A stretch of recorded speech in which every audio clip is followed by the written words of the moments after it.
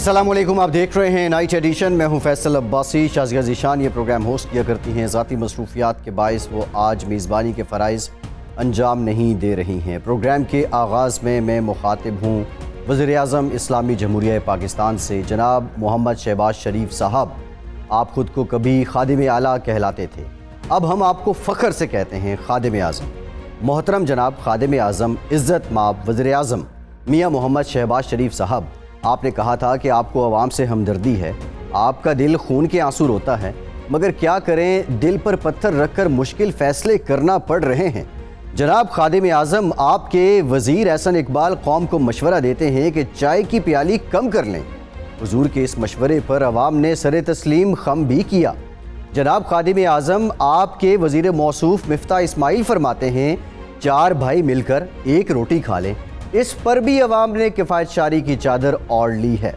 بجلی کی load shedding ہو یا گیس کی بندش، عوام نے آپ کے ہر مشکل فیصلے پر چپ سادھ لی ہے۔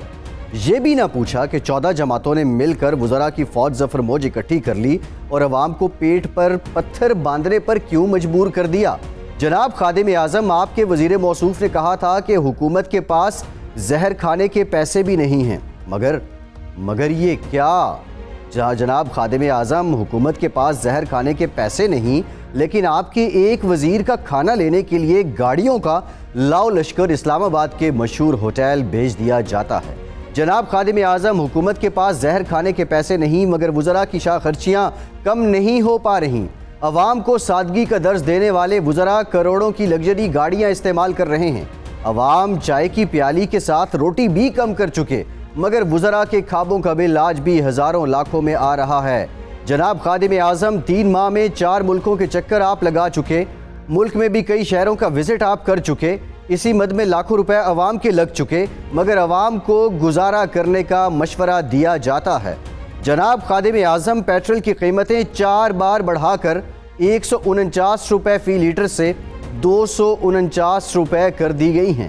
عوام نے مشکل فیصلے قبول کرتے ہوئے آپ کے دل کا پتھر بھی اپنے دل پر رکھ لیا، مگر درجنوں سرکاری گاڑیاں عوام کے ٹیکس سے سینکڑوں لیٹر پیٹرول پی رہی ہیں۔ جناب خادم اعظم، آپ نے بجلی بھی مہنگی کر دی، بجلی کا 1 یونٹ 8 روپے تک مہنگا کر دیا، جبکہ مزید مہنگا کرنے کی تیاری کی جا رہی ہے، اور اس کے باوجود لوڈ شیڈنگ کم نہیں ہوئی۔ شہر ہو یا دیہات، عوام لوڈ شیڈنگ کے عذاب میں مبتلا ہیں، مگر سرکاری بابوں کی مفت بجلی بند نہ ہو سکی۔ جناب خادم اعظم، مشکل فیصلوں کے نتیجے میں درآمدات پر پابندی لگ چکی، خام مال کی شارٹیج پیدا ہو چکی، انڈسٹریوں کا پہیہ جام ہو گیا اور چلتے کاروبار تباہ ہو گئے، عوام تو بے روزگار ہو گئے، مگر ملکی خزانے کا پیٹ نہ بھرا جا سکا۔ جناب خادم اعظم، زر مبادلہ کے ذخائر بھرنے اور معیشت کو دیوالیہ ہونے سے بچانے کے لیے مشکل ترین فیصلے کر لیے گئے، عوام نے بھی قربانی دینے سے دریغ نہ کیا۔ IMF کی سخت شرائط نے عوام کا بھرکس نکال دیا، مگر ملک معاشی گرداب سے نہ نکل سکا۔ جناب خادم اعظم، عوام نے اپنا پیٹ کاٹنا شروع کر دیا ہے، معیشت کو سنبھالا دینے کے لیے ہر چیز مہنگی کر دی گئی، مگر اس سب کے باوجود ڈالر آج بھی ہواؤں میں ہے اور روپیہ زمین پر لوٹ پوٹ رہا ہے۔ جناب خادم اعظم، ٹیکس پر ٹیکس لگا دیے گئے، سبسڈی ختم کر دی گئی، ریلیف کی جگہ عوام پر ٹیکس کی بھرمار کر دی گئی، مگر پھر بھی معیشت کی کمر سیدھی نہ ہو سکی۔ جناب خادم اعظم، ڈالر کی اونچی اڑان اور درآمدات پر پابندی اور معیشت کی زبوں حالی کی وجہ سے کاغذ ناپید ہو رہا ہے۔ ایک طرف کاغذ مہنگا ہو گیا اور دوسری طرف ملنا بھی بند ہو گیا۔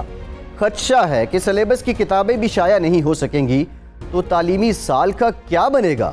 جناب خادم اعظم، آپ تو کیا بلکہ سبھی سیاستدان جب اپوزیشن میں ہوتے ہیں تو ان کے رنگ ہی نرالے ہوتے ہیں، عوام کا دکھ درد خود اپنا درد سمجھتے ہیں، مگر اقتدار میں آتے ہی تو تیور بدل جاتے ہیں، نہ تو وہ عوام رہتے ہیں، نہ ہی وہ دکھ درد ہوتا ہے، نہ جانے اقتدار کا نشہ کیسا ہوتا ہے کہ سب کچھ بھول جاتا ہے۔ جناب خادم اعظم، ایک لمحے کے لیے سوچئے کہ قوم آپ کی ہر آواز اور ہر فیصلے پر لبیک کہہ رہی ہے، مگر آپ پر الزام ہے کہ عوام کو ریلیف دینے کے بجائے انتخابی ترامیم اور نیب ترامیم کے ساتھ ساتھ ہر وہ کام کر رہے ہیں جس سے آپ اور آپ کے اتحادیوں کو ریلیف مل سکتا ہو۔ جناب خادم اعظم، آپ سارا ملبہ پچھلی حکومت پر ڈالنے کے بجائے عملی اقدامات کیجئے، کیونکہ پچھلی حکومت کو نکال باہر اسی لیے کیا گیا تھا کہ ان کے فیصلے عوام دشمن تھے، آپ تو عوام دوست ہونے کے دعوے دار ہونے کے ساتھ ساتھ خادم اعظم بھی کہلاتے ہیں۔ خدا را اقتدار کی پٹی اپنی آنکھوں سے اتاریے اور عوام کی زبوں حالی اور مفلسی پر نظر کرم کیجئے جناب خادم اعظم۔ یہ میری گزارشات وزیر اعظم پاکستان شہباز شریف صاحب سے تھیں، جنہیں ہم آج کے بعد خادم اعظم پکاریں گے۔ ہمیں جوائن کیا ہے پاکستان کے سینئر سیاستدان، پاکستان پیپلز پارٹی کے سینئر رہنما، ماہ ناز قانون دان بیرسٹر چودھری اعتزاز احسن صاحب نے۔ بہت شکریہ چوہدری صاحب آپ کے وقت کا۔ چوہدری صاحب، آپ کی جماعت اس وقت حکومت کا حصہ ہے اور یقینی طور پہ آپ ہمیشہ عوام کی نبض کو جانچتے رہے ہیں، اور اب جب ہم عوام کو دیکھتے ہیں تو عوام دہائی دے رہے ہیں۔ یہ جو مسائل ہیں ان کا حل آپ کو نظر آتا دکھائی دے رہا ہے، یا پاکستان تحریک انصاف جو کہتی ہے ان تمام مسائل کا حل فریش الیکشن میں ہے؟ کوئی حل تو نکالنا ہی پڑے گا ان کا، یہ کیونکہ مسائل تو بہت زیادہ ہے۔ مسائل تو جو اب انکار ہی نہیں کیا جا سکتا، جو مہنگائی کا طوفان ہے اس طرح کا پہلے ملک میں کبھی آیا ہی نہیں، اور اس کے ساتھ بے روزگاری کا آ جاتا ہے، کیونکہ اگر چیزوں کی کھپت کم ہو تو ساری پروڈکشن لائن اور وہ سارا پیچھے سے چین ہے وہ خراب ہو جاتی ہے۔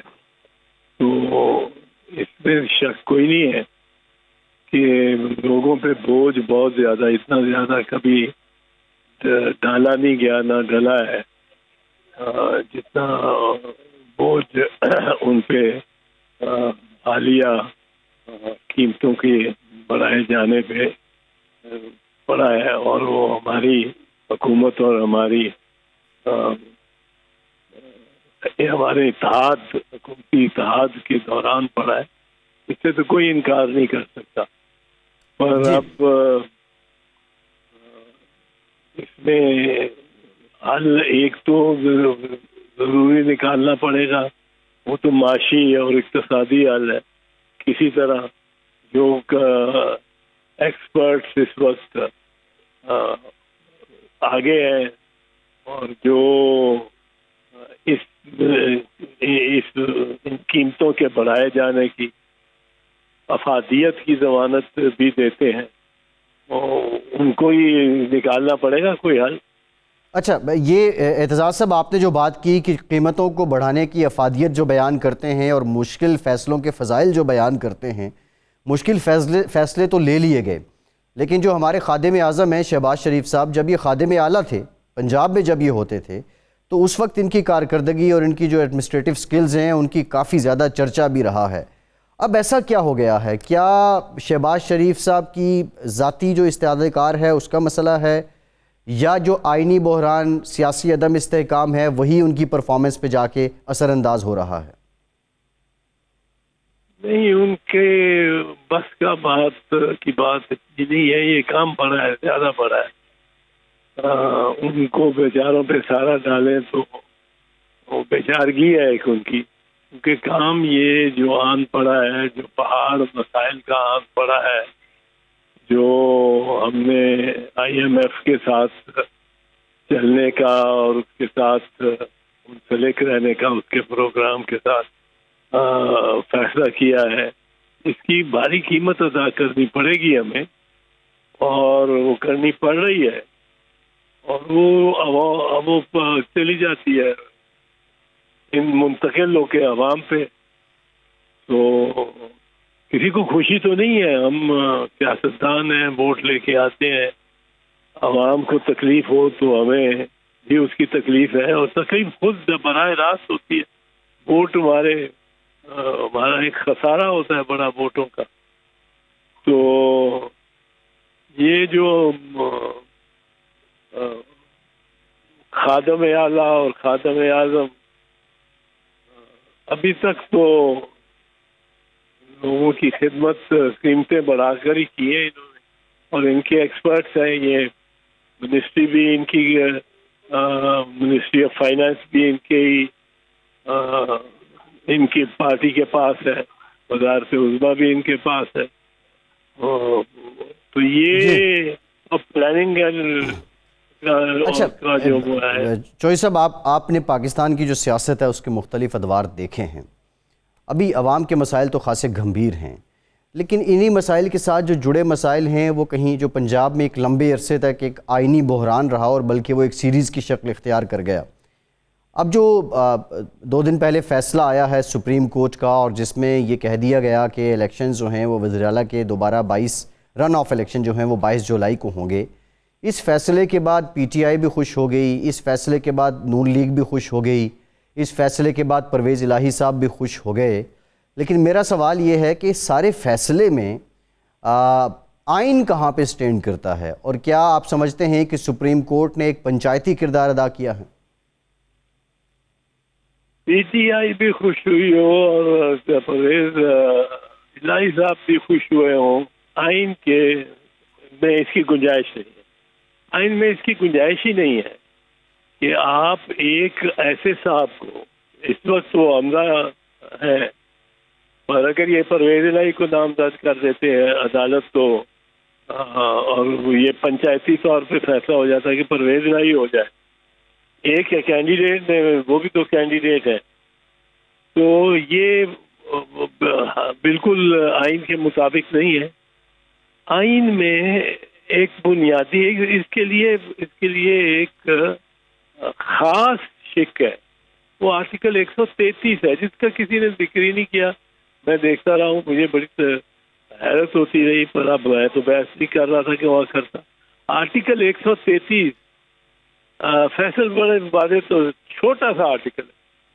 وہ کہتا ہے کہ جب کوئی وزارت اعلیٰ کا منصب خالی ہو تو جو اس سے پہلے وزیر اعلیٰ تھا اس کو گورنر استدعا کر سکتا ہے کہ آپ یہ سٹاپ گیپ ارینجمنٹ میں وزیر اعلیٰ ہو جائیں, اور وہ گورنر کر سکتا ہے, اور وہ اس وزیر اعلیٰ کو جو کہ پہلے وزیر اعلیٰ رہا ہو, وہ حمزہ نہیں تھا, حمزہ تو کبھی وزیر اعلیٰ ہوا ہی نہیں. حمزہ کو 188 ووٹ چاہیے تھے, اگر وہ 13 اپریل کو 186 ووٹ دے لیتا تو وہ پار تھا. اب اس کو 186 نہیں ملے, ووٹنگ پروسیس آن تھا, ووٹنگ پروسیس میں اب رن آف پول ہونا تھا. اب رن آف پول جب ہو رہا ہے, جب ووٹنگ پروسیس ہی ہو رہا ہے, ووٹنگ کی ابھی کاروائی جاری ہے, تو اس دوران تو آپ کسی کو کرسی اس پہ نہیں بٹھا سکتے نا, وہ ایم این اے کی ہو, ایم پی اے کی ہو. لیکن اس میں چوہدری صاحب قطع کلامی کی معافی, ایک بڑی انٹرسٹنگ صورتحال یہ بھی ہے, جو چودھری پرویز الہی صاحب کی پٹیشن تھی وہ تو یہ کہتے ہیں کہ ووٹنگ کا عمل ہوا ہی نہیں, اور اس کی وہ توجیحات جو ہیں وہ بیان کرتے ہیں کہ اسپیکر جو تھا وہ اپنے ڈائز پہ نہیں تھا, گیلری سے انہوں نے سارا اس کو پریزائڈ کیا, پھر پولیس کو یہاں بلا لیا گیا. اب اگر پرویز الہی صاحب کی پٹیشن کو دیکھا جائے, جب ووٹنگ پروسیس ہی نہیں ہوا تو پھر رن آف الیکشن کیسے ہو گیا, اس کی وہ کیسے ہو جائے گا؟ نہیں, وہ پرویز الہی کی بات بھی درست نہیں ہے. گورنر سیشن کہیں بھی بلا سکتا ہے, گورنر کو اختیار ہے آرٹیکل 109 کے تحت کہ وہ اسمبلی کے باہر وہ ایوان اقبال میں بلا لے سیشن. اس میں صرف یہ تھا, میں نے تو اسی وقت کہا کہ جا کے پرویز الہی کو پریزائڈ کرنا چاہیے, کیونکہ گورنر سیشن جہاں چاہے بلا سکتا ہے, لیکن گورنر اسپیکر کو یا جس نے صدارت کرنی ہے اس سیشن کو, اس کو نہیں تبدیل کر سکتا یا اس کو نہیں کر, وہی رہے گا سیشن. اسپیکر پرویز الہی کو چاہیے تھا وہاں جا کے ادھر ایوان اقبال میں جا کے پریزائڈ کرتا, پہلا حکم دیتا کہ کاروائی چلے گی آگے اگر چیف سیکرٹری اور آئی جی پیش ہوں گے, اس کے بعد میں آگے کاروائی کروں گا, پہلے وہ پیش ہوں. اتنی طاقت تھی اس کی بات میں, اور وہ گورنر کے حکم کی عدم عدولی بھی نہیں کہ کر رہا تو ہوتا, اور وہاں سے شروع کرتا, کہتا لاؤ جی پہلے وہ آئے پھر یہ کاروائی شروع ہوگی. باقی اب گورنمنٹ کے لیے بڑی امبیرسمنٹ ہوتی, کیونکہ اسپیکر چاہے اسمبلی ایوان اقبال میں بلائی جائے, چاہے گورنر ہاؤس میں بلائی جائے, چاہے اسمبلی کی بلڈنگ میں بلائی جائے, چاہے مری میں بلائی جائے, وہ اسپیکر نے پریزائڈ کرنا تھا اور اس میں کوئی کنٹرول کرنا تھا. پر یہ ادھر گئے نہیں, یہ اپنا بنا کے بیٹھ گئے. تو مطلب اچھا خیر، اب جہاں تک تعلق ہے کہ یہ پرویز الہی کے اس اعتراض کا میں اتنا اس کو نہیں اہمیت دیتا، پر میں یہ سمجھتا ہوں بڑی واضح طور پہ کہ یہ پچھلا جو وزیر اعلیٰ تھا وہ تھا بزدار. یہ گورنر کو کے لیے لازم تھا کہ وہ بزدار کو کہتا کہ درخواست کرتا کہ آپ آ کے پریزائڈ کریں. لیکن صاحب جب سپریم کورٹ کہہ رہی ہے حمزہ صاحب کو کہ آپ تب تک وزیر اعلیٰ رہیں گے تو پھر گورنر کیسے حکم دے سکتے ہیں؟ نہیں، یہ تو سپریم کورٹ کا تو یہ فیصلہ غلط ہے. نہیں تو پنچایتی فیصلہ ہے، آئینی تو نہیں. آئین تو میں آپ کو بتا رہا ہوں آرٹیکل 133 کیا کہتا ہے. آرٹیکل 133 کہتا ہے کہ جو وزیر اعلیٰ تھا پہلے اس کو درخواست کر سکتا ہے گورنر کے وہ وزیر اعلیٰ رہے، اور اسپیکر جو ہے وہ اسپیکر تو الہی نہیں رہنا تھا. وہ جہاں بھی بلائے اجلاس اس نے وہاں جا کے اس پہ پریزائڈ کرنا ہے. جی اچھا، اب جو چوئی صاحب آپ یہ بتائیے، آپ کیا دیکھ رہے ہیں جو پنجاب میں اس وقت ضمنی انتخابات کا ماحول ہے، 20 حلقوں پہ انتخابات ہونے ہیں اور یہی ڈیسائیڈ کریں گے کہ اب اکثریت جو جامع اکثریت ہے وہ کس کی ہونی ہے پنجاب میں. تو اوورآل آپ کو کیا لگ رہا ہے، کیا پی ٹی آئی اپنے 20 کے 20 لوگ جو جن نشستوں پہ انتخابات ہو رہے ہیں وہ واپس لا سکتے ہیں، یا 50-50 کمپٹیشن آپ کو لگ رہا ہے، یا حکومتی جماعت جو ہے اس کی برتری رہے گی؟ یہ پی ٹی آئی نے جو بدقسمتی سے اسٹیکس اپنے کھیلے ہیں وہ اس کے لیے ضروری ہے کہ وہ اب 20 میں سے کم از کم 17-18 تو لے نا. تو کہے کہ جی میں ہماری دیکھیں جلسے ہی صرف نہیں تھے، ہمارے ساتھ یہ زیادتی ہوئی اور یہ لوگوں نے لوٹوں کو ریجیکٹ کیا ہے اور یہ منحرفین جو ہے یہ ان کو سزا دی ہے لوگوں نے. لیکن اگر وہ نہ ہوئے اتنے تو پھر تو بہت امبیرسمنٹ ہوگی پی ٹی آئی کو. جی اچھا چوئی صاحب، جو گزشتہ روز بشرا بی بی کی ایک مبینہ آڈیو لیک ہوئی جس میں وہ اپنے سوشل میڈیا ہیڈ کو ہدایات دے رہی ہیں، آپ کی نظروں سے بھی وہ گزری ہوگی، آپ نے بھی وہ سنی ہوگی. ایک تاریخ ہے پاکستان میں آڈیو لیکس ہونے کا، ایک پورا سلسلہ رہا ہے. فی زمانہ جو سیاست چل رہی ہے، آپ سمجھتے ہیں کہ یہ آڈیو لیک پاکستان تحریک انصاف کی پاپولیرٹی کو متاثر کر پائے گی، اور پھر جو نون لیگ الزام لگاتی تھی بشرا بی بی بھی کہ وہ ایک سیاسی کردار ادا کر رہی ہیں اور پھر اس کی آڑ میں وہ پیسہ بھی بنا رہی ہیں، تو یہ آڈیو اگر صحیح ہے تو اس بات کی پھر تصدیق ہو رہی ہے؟ دیکھیں آڈیوز تو ابھی تک تو بظاہر لوگوں نے کوئی اتنا اہمیت دی نہیں. آڈیوز آئی ہوئی ہیں اس کی مریم نواز کی، اتنی آڈیو اس کی آڈیو ویژول ہے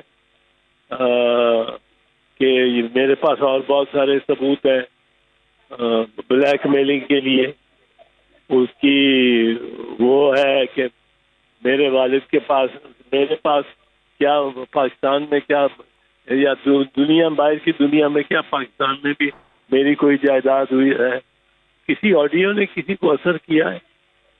کسی نے مریم بی بی کو پوچھا مریم بی بی ہے تم نے یہ کیا آپ کہتی تھی؟ اور روزانہ ان کے اس قسم کے بیانات آتے رہے ہیں جو کہ بیانات اللہ تعلقی مثال کے طور پہ ایون فیلڈ ڈپارٹمنٹ کے ساتھ. پھر آڈیو آتا ہے حمزہ شہباز شریف کا صاحب کا کہ جی کرپشن بڑی اچھی چیز ہے بچوں، کرپشن بڑی اچھی چیز ہے. کسی نے اثر لیا ہے؟ وہ آڈیو آیا ہے احسن اقبال کا کہ کرپشن کے دوران بڑی ترقی ہوتی کرپشن کے ساتھ.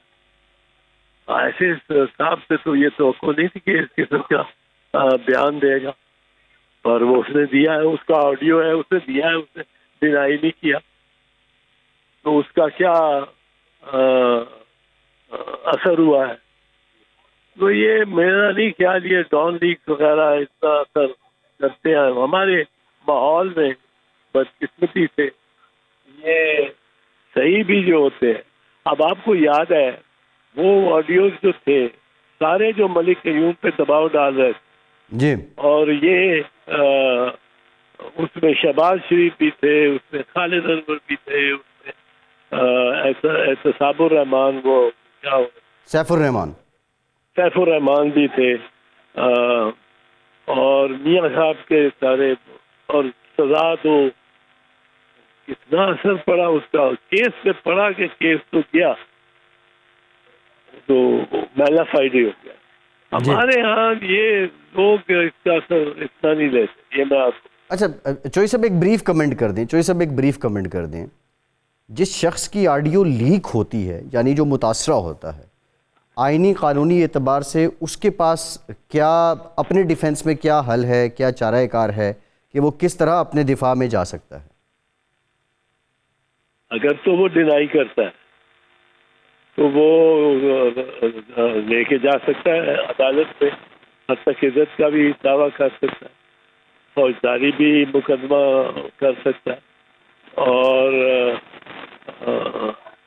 آپ دیکھیں کہ وہ جو جج ارشد کی ویڈیو تھی جو مریم لے کے آئی تھی، وہ تو فیک تھی. وہ جو چیف جسٹس نثار کی لے کے آئے تھے وہ فیک تھی. میں نے تو اسی وقت کہا تھا جس دن جج ارشد کی انہوں نے ویڈیو پیش کی، میں نے کہا اگر یہ درست ہے، فیک نہیں ہے، اور اس میں کٹ اینڈ پیسٹ جاب نہیں کی ہوئی، تو کٹ اینڈ پیسٹ جاب بڑی مہارت سے کی جاتی ہے اور اس مہارت کو ایکسپوز بھی کیا جا سکتا ہے، بے نقاب بھی کیا جا سکتا ہے اسی ٹیکنالوجی کے ساتھ.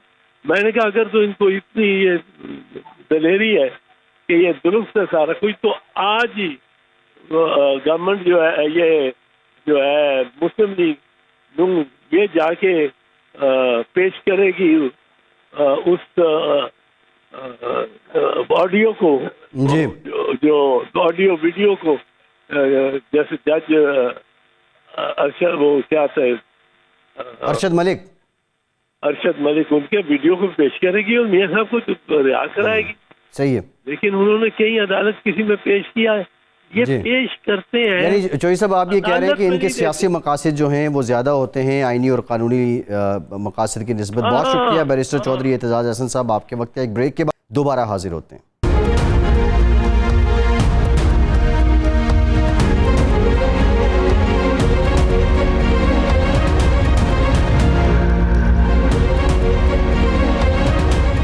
بریک کے بعد ایک بار پھر سے آپ کو خوش آمدید کہیں گے. ہمیں جوائن کیا ہے پاکستان تحریک انصاف کے سینئر رہنما سینیٹر اعظم سواتی صاحب نے. بہت شکریہ سواتی صاحب آپ کے وقت کا. سواتی صاحب ہم عوام کے بنیادی ایشوز پہ بھی آئیں گے، مہنگائی پہ بھی آئیں گے. کل جو آپ نے اسلام آباد میں ایک میسو اور امپریسو کراؤڈ دکھایا، جلسہ کیا، احتجاج کیا، اس پر بھی آئیں گے. لیکن سب سے پہلے جو مبینہ آڈیو لیکس آئی ہیں سابقہ خاتون اول بشرا بی بی کی، ڈینائی تو آپ لوگ کر رہے ہیں، اس کا مقصد آپ کو کیا لگتا ہے؟ اور دوسرا امپورٹنٹ سوال، جو آپ پہ الزام لگتا تھا، اگر یہ آڈیو ٹھیک ہے پھر وہ بات تو سچ ہوتی ہے کہ بشرا بی بی 3 سال 8 ماہ پرائم منسٹر ہاؤس میں بیٹھ کے سیاسی کردار ادا کرتی رہی ہیں. تائید کریں گے یا تردید؟ دیکھیں حضرت، میں تقریباً 4 وزارتوں کا منسٹر رہا، اور پھر چونکہ منسٹر انچارج جو ہے، میں جب پارلیمانی امور کا تھا تو وزیر اعظم صاحب کا مطلب ہے کہ اس کے سارے منسٹر انچارج جو ہے سارے اس کے پاس جتنے بھی عہدے تھے، جتنی وزارتیں تھیں، وہ میں اپنا کام، ان کا کام جو ہے میں کرتا تھا. مجھے یہ بتائیں کہ اگر مجھے 3.5 سال منسٹر رہتے ہوئے بشرا بی بی نے کسی کام کے لیے مجھے ٹیلی فون کم از کم نہیں کیا، اپنے بڑے بھائی کو نہیں کیا، تو ان کا کیا رول تھا؟ کیا وہ اتنا بڑا جلسہ کرنے کے بعد جس طرف قوم جو ہے، آپ نے ابھی ان کی زبون حالی جو ہے خود ہی بیان کی، کیا یہ نام نہاد ویڈیو جو لیک ہے اور اس کی محور جو ہے آرکسٹریٹ جو کرتی ہے وہ ہے مریم صفدر، جو عدالتوں کی طرف سے باقاعدہ طور پہ ان کو ایک کرائمز پہ باقاعدہ ایک کرمنل ڈکلیئر کیا گیا ہے. اس کے بعد میرا یہ خیال ہے کہ ویڈیو کی کوئی حیثیت نہیں ہے آپ یہ دیکھیں کہ کیا عوام کا درد، ان کی زبوں حالی، ان کی تباہی، یہ جو چور تیرہ جو ہے جو ہم پہ مسلط کیے گئے ہیں، قوم پہ مسلط کیے گئے ہیں، یہ کیا ہے؟ کس نے مسلط کیے ہیں؟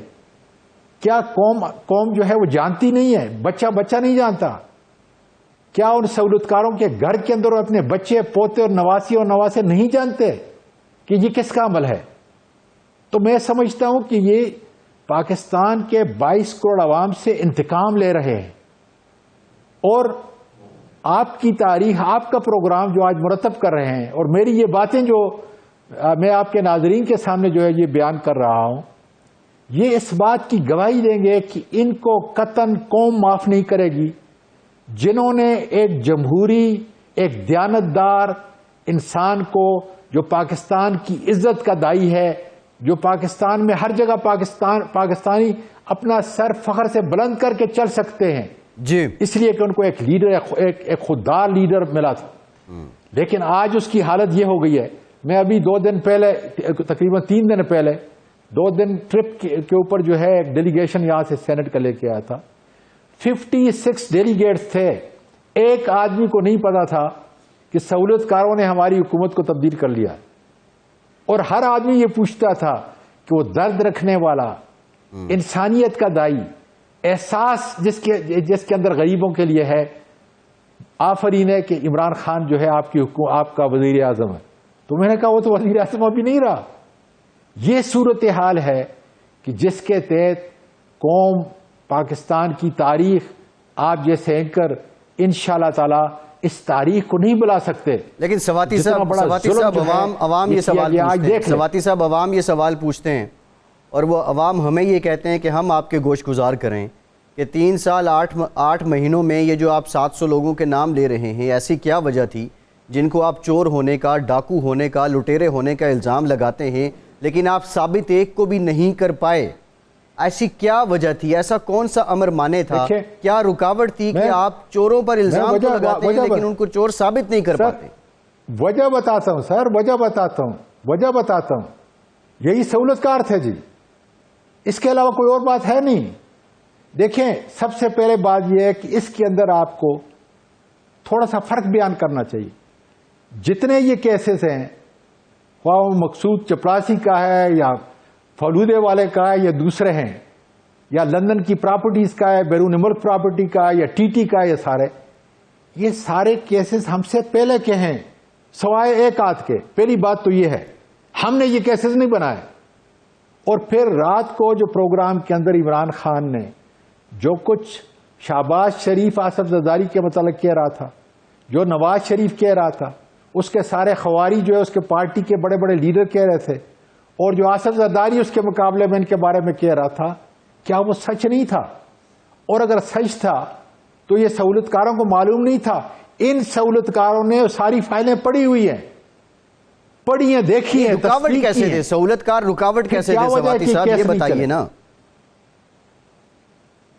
سر میں آپ کو بتا رہا ہوں کہ 2 کیسز تو بڑے ٹاپ کے کیسز جو ہے کچھ لوگوں کے خلاف، میں نے وہ سارے ثبوت نیب کو دیے۔ 3 دفعہ میں جاوید اقبال صاحب کو ملا جو بڑا آنےسٹ دیانتدار آدمی تھا، لیکن اس کے باوجود کیس نہیں چلا سکا۔ اور کیس جس طریقے سے چلتے تھے، جس طریقے سے ان کے اندر جو ہے کومنگلنگ ہوتی تھی، جس طریقے سے جو اس کو بنایا جاتا تھا، یہ کون کرتا ہے؟ اس ملک کی بساط کو لپیٹا جا رہا ہے۔ آپ یہ دیکھیں، کیا کوئی ملک، کوئی جمہوری ملک، وہ سینٹر آف پاور کہیں اور ہو سکتا ہے سوائے جمہور کے؟ آپ لوگوں نے سواتی صاحب آپ دی ہے، لوگوں نے جو ووٹ دیا ہے۔ کیا عمران خان ایک بے بس، لاچار، بے اختیار وزیر اعظم تھے؟ قطع نہیں۔ وزیر اعظم صاحب جو کچھ کر سکتے تھے کیا ہے۔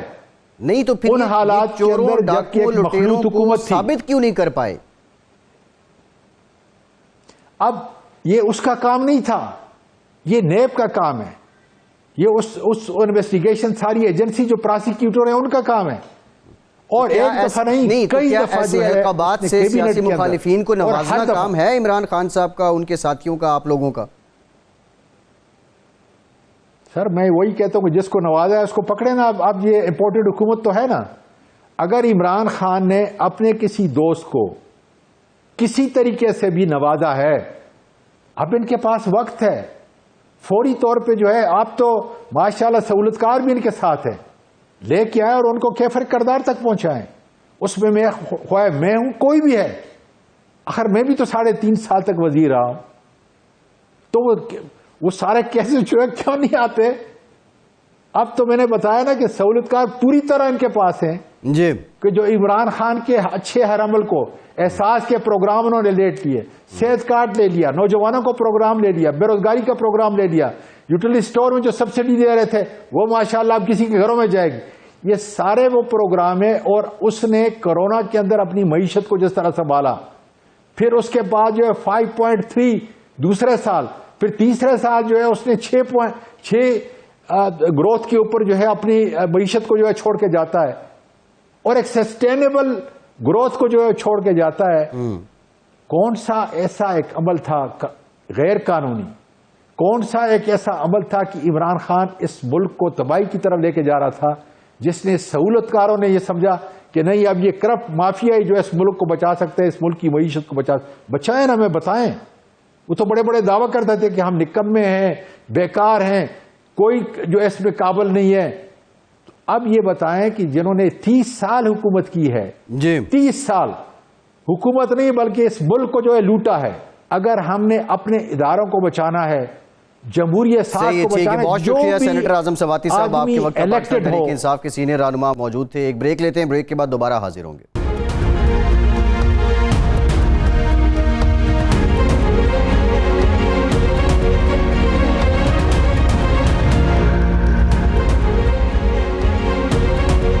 بریک کے بعد ایک بار پھر سے آپ کو خوش آمدید کہیں گے. تجارتی خسارہ اس وقت ملکی معیشت کا سب سے بڑا مسئلہ بن چکا ہے, یعنی امپورٹس زیادہ ہیں اور ایکسپورٹس بہت ہی کم ہیں. اسی وجہ سے ملک میں ڈالر کم آ رہا ہے اور جا زیادہ رہا ہے, اور اسی فارمولے کو لے کر اپنی ایکسپورٹس بڑھانے کی ضرورت ہے.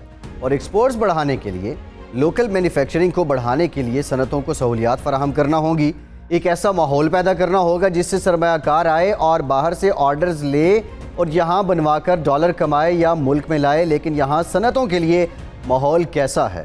بجلی اتنی مہنگی ہو گئی ہے کہ سرمایہ کار ڈر گیا ہے. گیس کی قیمتوں میں اتنا اضافہ ہو گیا ہے کہ پیداواری لاگت سے پروڈکٹ ہماری مارکیٹ میں ہی مہنگی پڑ رہی ہے. اتنی مہنگی پروڈکٹ خریدنے کے لیے باہر کی منڈیاں بھی پاکستانی پروڈکٹ کو انکار کریں گی تو ایکسپورٹ میں کمی ہو جائے گی, اور ظاہر ہے تجارتی خسارہ بڑھتا چلا جائے گا. یورپ اور امریکہ سے ملنے والے آرڈرز میں واضح کمی دیکھنے میں آئی ہے. اس وقت لگ بھگ 50 ارب ڈالر کا تجارتی خسارہ ہے, اور تاریخ میں اتنا خسارہ کبھی نہیں ہوا. مئی میں موجودہ حکومت کے آتے ہی 800 اشیاء کی امپورٹ پر پابندی لگائی گئی تھی تاکہ باہر سے خریداری کم ہو اور ڈالر باہر نہ جائے, لیکن پھر بھی ابھی تک اس خسارے پر قابو نہیں پایا جا سکا ہے. اب بجلی اور گیس سمیت یوٹیلیٹیز کی مد میں اضافے کی وجہ سے اشیاء کی لاگت اس حد تک بڑھ گئی ہے کہ چین اور بنگلہ دیش کی مارکیٹوں میں مال سستا تیار ہو رہا ہے. لہٰذا پاکستان میں صنعتیں بند ہونا شروع ہو چکی ہیں. کراچی میں 5 بڑے زونز میں تقریباً 30 سے زیادہ یونٹس بند ہو گئے ہیں اور 9000 سے زیادہ ورکرز بے روزگار ہو گئے ہیں, جبکہ کچھ اور یونٹس میں ورکرز کی چھانٹی کی جا رہی ہے.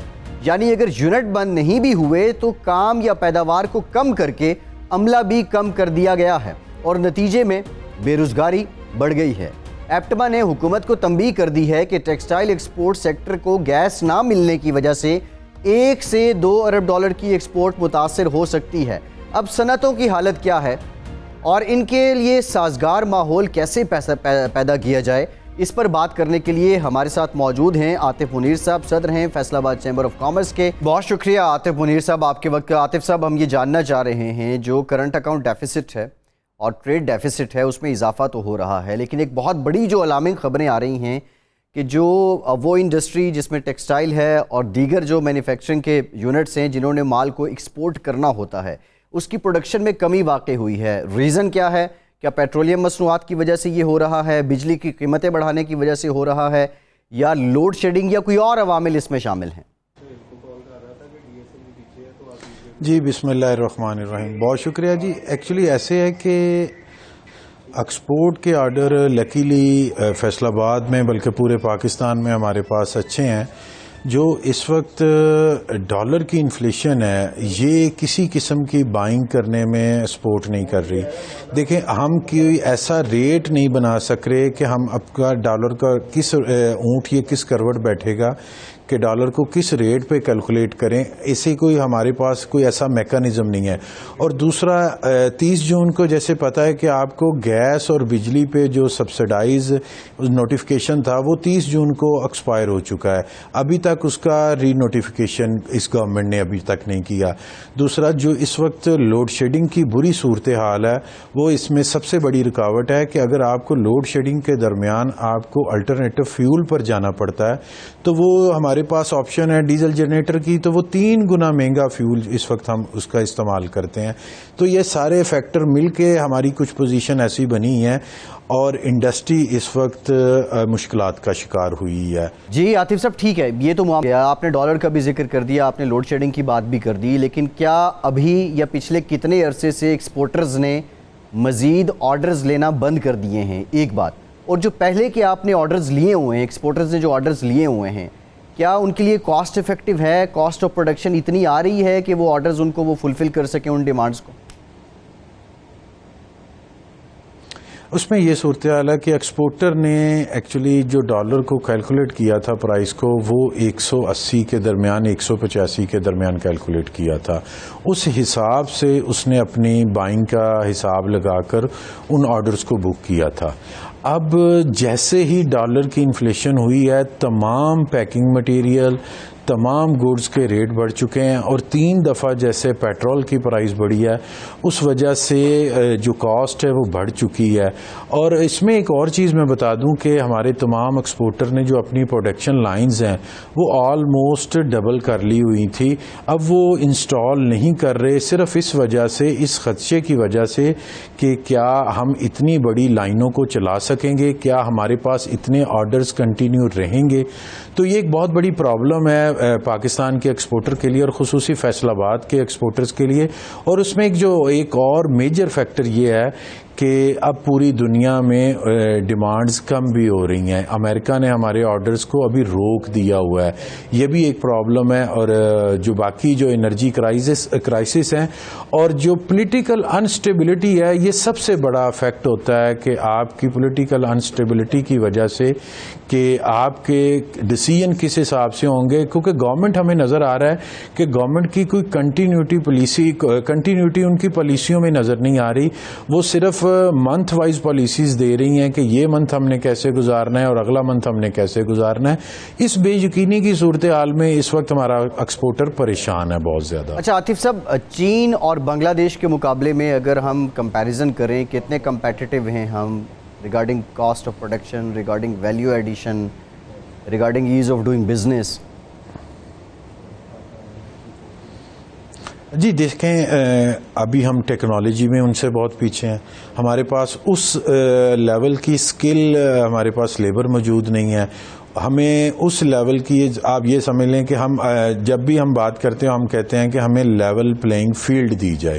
تو اس خطے کے جن سے ہم نے کمپٹیشن کرنا ہے, جو ہمارے کمپیٹیٹرز ہیں ان سے ہم نے کیسے چلنا ہے, ان کی ٹیکنالوجی اور چیزیں بہت زیادہ ایڈوانس ہیں اور انہوں نے اپنے اگلے 8-8 10-10 سال کی پالیسیز اناؤنس کی ہوئی ہیں جن پر وہ کام کر رہے ہیں. تو مجھے امید ہے کہ اس وقت جیسے پرائم منسٹر شہباز شریف صاحب اور مفتاح اسماعیل صاحب اور ان کی ٹیم لگی ہوئی ہے, اب آ کے ان 2-3 دنوں میں ہمیں احساس ہوا ہے کہ یہ گورنمنٹ کنٹینیو کرے گی اور یہ گورنمنٹ ہمیں پالیسیز دینے میں کامیاب ہوگی. اور اس وقت جو میجر ضرورت ہے وہ اس وقت ہے کہ آپ نے ڈالر کی انفلیشن کو قابو کرنا ہے کہ ڈالر کا ریٹ مزید نہ بڑھے. اور جو 30 جون کو ہمارا نوٹیفیکیشن ایکسپائر ہوا ہے جس میں آپ نے ہمیں 6.5 سینٹ میں جو $6.5 میں آپ نے ہمیں گیس اور 9 سینٹ میں ہمیں بجلی دینی ہے, اس کی کنٹینیوٹی ہم چاہتے ہیں کہ یہ ہو تاکہ ہمیں پتہ ہو کہ اس بجٹ میں بھی یہ جو نوٹیفیکیشن ہے وہ کنٹینیو کرے گا, کیونکہ گیس اور بجلی ہمارا بیسک را مٹیریل ہے جو کہ ہماری بیسک کاسٹ ہے جس کو ہم نے کیلکولیٹ کرنا ہے. بالکل ٹھیک. عاطف منیر صاحب صدر فیصل آباد چیمبر آف کامرس ہمارے ساتھ موجود تھے, بہت شکریہ. یقینی طور پہ ایک بے یقینی ہے اور IMF کا وہ پیکج جس نے ابھی آنا ہے جب وہ آ جائے گا تو سننے میں آ رہا ہے کہ بے یقینی کم ہو جائے گی۔ آج کے پروگرام سے اتنا ہی، فیصل عباسی کو اجازت دیجیے۔